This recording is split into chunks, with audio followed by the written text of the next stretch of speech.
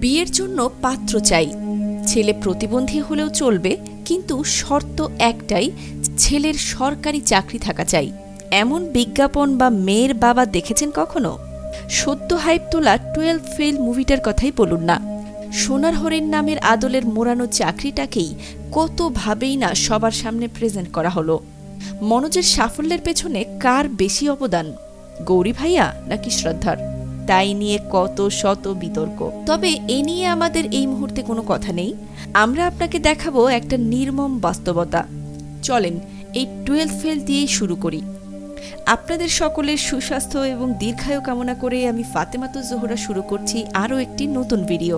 সম্পূর্ণ ভিডিওটি দেখার আমন্ত্রণ রইল। আর আমাদের ইনফো ইনসেক্ট চ্যানেলে নতুন হলে অবশ্যই সাবস্ক্রাইব করে দেবেন নতুন ভিডিওর আপডেট সবার আগে পেতে। 12 ফেল মুভির এই নবীনের সংলাপের কথা মনে আছে? আচ্ছা, আমরাই বলছি, আপনি স্মৃতির পাটা উল্টান। গৌরী ভাইয়া ষষ্ঠ কেন এদের প্রত্যন্ত জায়গা থেকে এসে না খেয়ে কষ্ট করে আইএস আইপিএস নিয়ে পড়ে পড়ে নিজেদের সময় নষ্ট করতে হবে? আসলে তো তারা দেশের সম্পদ নষ্ট করছে। তাদের উচিত বাস্তবতা মেনে নেওয়া আর সামনের দিকে মুভ অন করা। আইএস আইপিএস এর দিকে ছুটে ছুটে তাদের নিজেদের জীবনের সবটুকু সময় নষ্ট করছে, আর শেষমেশ ব্যর্থ হয়ে বেছে নিচ্ছে সব ছোট ছোট কাজ নিজেদের পেট চালানোর জন্য। তার থেকে মেনে নিয়ে নিজের মতো করে চাকরি খোঁজাই তো ভালো ছিল। এদের বাস্তবতা এমনই। বছরের পর বছর চলছে বিসিএস এর পেছনে ছোটা, আর তারপর অধিকাংশ সময় ব্যর্থ হয়ে হারিয়ে ফেলছে দিক বিদিক। জনসংখ্যা ব্যুরোর তথ্য অনুযায়ী বাংলাদেশ 2023 সালে এসে বেকারত্বের হার দাঁড়িয়েছে প্রায় 25 লাখে। এই তো ভারতে 2018 সালে পিয়ন পদে আবেদন করে বসে 3700 পিএইচডি ডিগ্রিধারী। জানেন সেই পদে ন্যূনতম আবেদনের যোগ্যতা কি ছিল? জাস্ট 5ম শ্রেণী পাস। অনেকগুলো কারণের মধ্যে এই বেকারত্ব অন্যতম কারণ। বিসিএস জ্বর বা কোনো মতে একটি সরকারি চাকরি পাওয়ার ইচ্ছে। অনেকগুলো কারণের মধ্যে এই বেকারত্বের অন্যতম কারণ বিসিএস জ্বর বা কোনো মতে একটি সরকারি চাকরি পাওয়ার ইচ্ছে। হাজার হাজার গ্র্যাজুয়েট শুধুমাত্র একটি সরকারি চাকরি পাওয়ার লোভে আবেদন করে বসছে যা পাচ্ছে সেই সব জায়গায়, হোক সেটা কেরানি বা অন্য কিছু।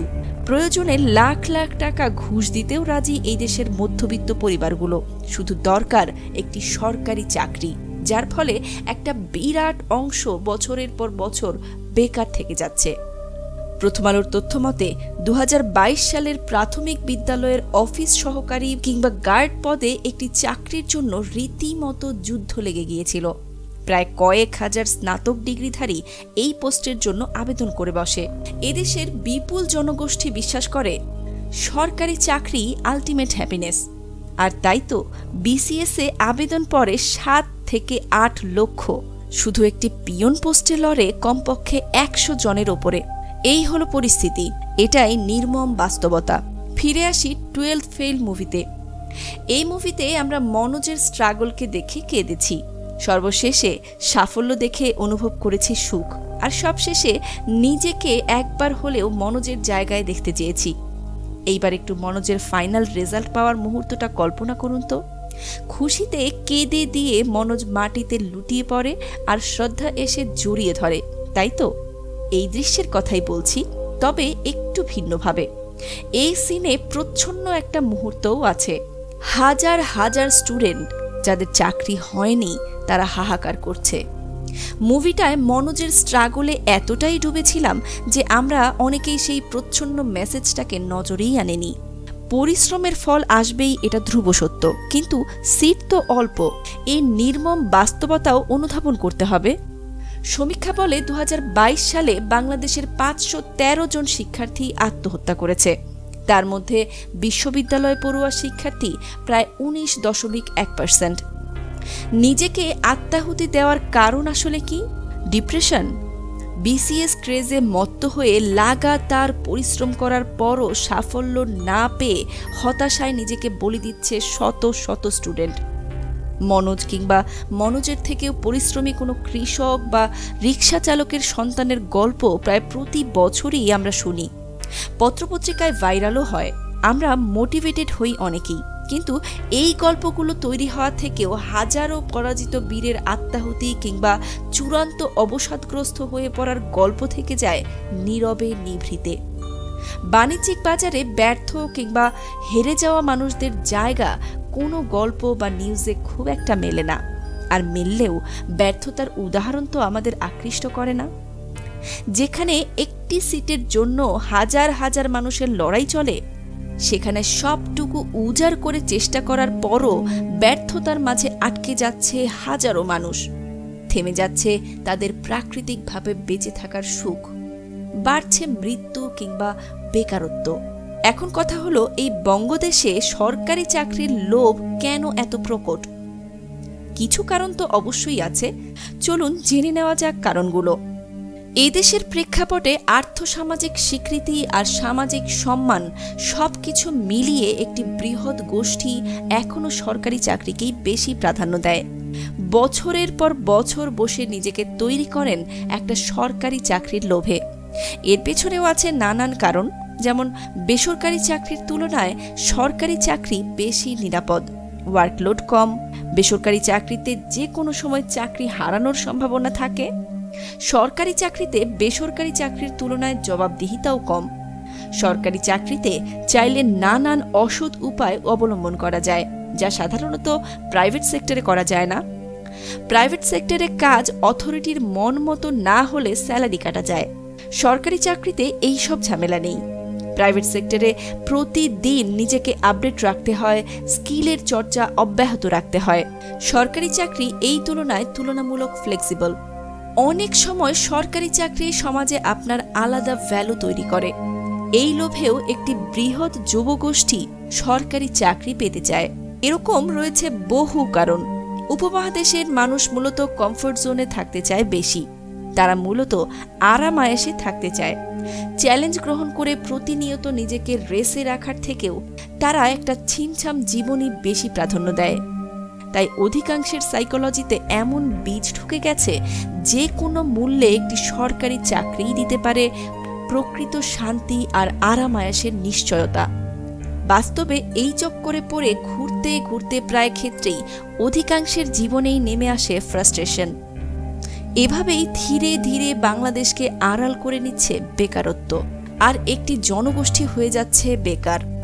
চাকরির অভাব, দেশে নাকি চাকরি করার জন্য যোগ্য লোকের অভাব। আসুন এবার এই দিকে নজর দেই। প্রাইভেট সেক্টরে মুরগির মতো ঝিমানোর সময় নেই, তাকে হতে হবে সুপারফাস্ট।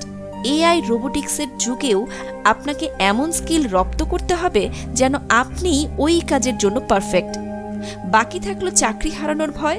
ভয় মূলত স্কিলহীন লোকজনের, কিন্তু একজন দক্ষ লোক কখনোই তার ব্রেনে এই সিগন্যাল নেবে না, কারণ সে জানে তার চাকরি গেলে অন্য অনেক কোম্পানি বসে আছে তাকে নিজেদের কাছে ফেরানোর জন্য। প্রাইভেট সেক্টরে আপনাকে প্রতিনিয়ত চ্যালেঞ্জিং সময়ের মোকাবেলা করে নিজেকে নিয়ে যেতে হবে সামনের দিকে, আর তাহলেই মিলবে সাফল্য। কারণ প্রাইভেট সেক্টরে গ্রোথ তরতর করে বাড়ে। আপনার পরিশ্রমের যোগ্য মূল্য দিতে প্রাইভেট সেক্টর কখনোই মুখ ফেরাবে না। প্রাইভেট সেক্টরে যে কোনো সময় রিটায়ার করা যায়, চাইলে যে কোনো বয়সে স্টার্টও করা যায়। বহু আর্মি পার্সন, সিভিল পার্সন নিজেদের জব থেকে আর্লি রিটায়ার করে প্রাইভেট সেক্টরে নিজেদের ক্যারিয়ার করে। এই সেক্টরে শুধুমাত্র স্কিল আর ভ্যালু দিয়ে বিপুল অর্থ আয় করা সম্ভব। প্রাইভেট সেক্টরে কর্পোরেট কিংবা বৃহৎ মাল্টিন্যাশনাল কোম্পানিগুলো আপনাকে বসিয়ে খাওয়াবে না। এই জগতে আপনাকে হতে হবে একজন স্বয়ং সম্পূর্ণ মানুষ। আপনার নিজের অবস্থান তৈরি হলে এই জগৎ থেকে আপনাকে কেউ ঠেলে ফেলতে পারবে না। ইউরোপ কিংবা আমেরিকায় কিন্তু গভর্নমেন্ট সেক্টরের প্রতি এমন ক্রেজ নেই। এই ক্রেজ শুধুমাত্র সাবকন্টিনেন্টের দেশগুলোতেই। ওরা দক্ষ জনশক্তি তৈরি করে, আর সেই জনশক্তি আইটি, গার্মেন্টস, সেলস বা ব্র্যান্ডিং সবখানেই দেখায় নিজেদের দৌরাত্ম্য। তার ফলে কিন্তু এগিয়ে যাচ্ছে পশ্চিমারা, এগুচ্ছে আইটি, এগুচ্ছে বাকি সব পটেনশিয়াল সেক্টর। তাহলে আমরা কেন তাদের ফলো করছি না? সমস্যাটা কোথায়? সমস্যা আসলে বহু জায়গায়। মোটিভেশন, ইন্টেনশন কোনোটাই আমাদের যুবকদের মধ্যে আসে না, কাজও করে না।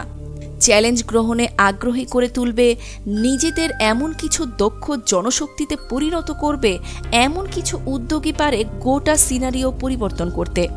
চাকরির অভাব আর দক্ষ লোকের অভাব কিন্তু এক জিনিস নয়। দক্ষ স্কিলফুল মানুষকে কোনোভাবেই এই উন্নত বিশ্বে কেউ ছুঁড়ে ফেলতে পারবে না, হোক সেটা এআই রোবটস, মানুষ বা অন্য কিছু। সিস্টেমকে নিয়ন্ত্রণ করার উপায় জানতে হবে, নিয়ন্ত্রণও করতে হবে, আপডেটেড থাকতে হবে সময়ের সাথে। তবেই কেবল পরিস্থিতি বদলাবে, কর্মসংস্থান মিলবে। বিসিএস কিংবা ছোট বড় যে কোনো সরকারি চাকরির পেছনে ছুটে বছরের পর বছর অর্থ শ্রম ব্যয় হবে না, উল্টো বেকারত্বও কমবে আর দেশের অর্থনীতিও এগোবে বিদ্যুতের গতিতে। আর নিজেদের সাথে হেরে যাওয়ার মতো উপন্যাসের রচনাও ধীরে ধীরে কমতে থাকবে, কারণ এই পৃথিবীর আলোয় একটি সুন্দর জীবনের লোভ মানুষের সহজাত প্রবৃত্তি। এই প্রবৃত্তির পেছনে বিদ্যুৎ গতিতে ছুটতেও হবে, কিন্তু ভুল রেসে মাঠে দৌড়ালে জয় উৎসব করার চাইতে ঘোড়ার মৃত্যু কিংবা পঙ্গু হওয়ার সম্ভাবনাই প্রবল। আজকের এই ভিডিওটি এই পর্যন্তই। আশা করি ভিডিওটি আপনাদের ভালো লেগেছে। ভিডিওটি ভালো লাগলে প্লিজ লাইক, কমেন্ট এবং শেয়ার করতে ভুলবেন না। পরবর্তী ভিডিও দেখার আমন্ত্রণ রইল।